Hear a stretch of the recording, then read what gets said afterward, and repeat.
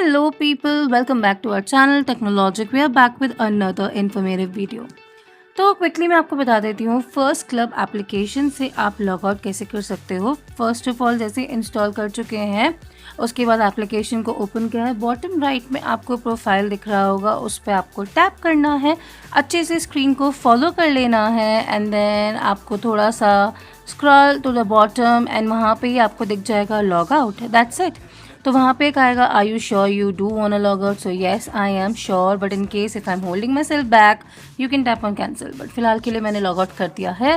तो आपको दिख रहेगा कि यहाँ पे लिखा है welcome to the first page, basically sign up पे ले जाएगा, रिफ्लेक्ट करेगा, that means you have successfully logged out. I hope आपको ये वीडियो हेल्प करेगी और अच्छी लगी होगी। Do like share subscribe, bye bye.